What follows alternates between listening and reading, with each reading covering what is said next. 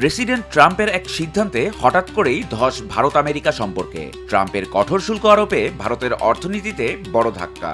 সম্প্রতি পাকিস্তান ইস্যুতে আমেরিকাকে কৃতিত্ব না দেয়া এবং রাশিয়ার তেল কেনা, এ দুটি ঘটনাতেই মোদী সরকারের উপর বেশ ক্ষুব্ধ হয়েছেন ট্রাম্প। আর ঠিক এ সময়ই মঞ্চে নেতানিয়াহুর আগমন। উদ্দেশ্য ট্রাম্প মোদীর দ্বন্দ্বের সম্পর্কে মধ্যস্থতা করা। তবে কি দুই দেশের টানাপোড়েনে ভারতের ত্রাণকর্তা এখন নেতানিয়াহু?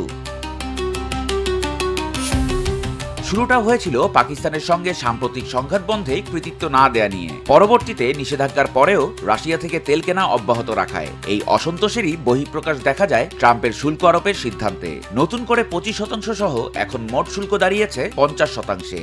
আর এই প্রভাব সরাসরি আঘাত এনেছে ভারতের অর্থনীতিতে।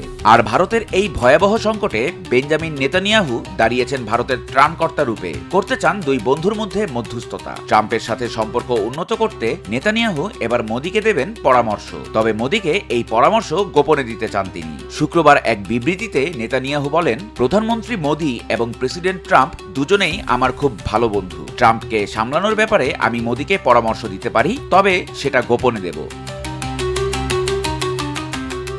নেতানিয়াহু বিশ্বাস করেন ভারত মার্কিন সম্পর্ক শক্তিশালী হলে লাভ ইসরায়েলেরও। এ প্রসঙ্গে তিনি বলেন, যুক্তরাষ্ট্র এবং ভারতের সম্পর্কের ভিত্তি খুবই দৃঢ়। এখন প্রয়োজন দুই দেশের জাতীয় স্বার্থ ক্ষুণ্ণ না করে শুল্ক ইস্যুতে একটি সমঝোতা হওয়া। আর এই সমঝোতা হলে তা ভারত ও যুক্তরাষ্ট্রের পাশাপাশি ইসরায়েলের জন্য ভালো হবে, কারণ উভয় দেশই ইসরায়েলের বন্ধু। কিন্তু প্রশ্ন হলো, নেতানিয়াহুর গোপন পরামর্শ কি মোদীর জন্য নতুন কোনো পথ খুলবে, নাকি ট্রাম্পের চাপে ভারতকে বেছে নিতে হবে কোনো কঠিন পথ?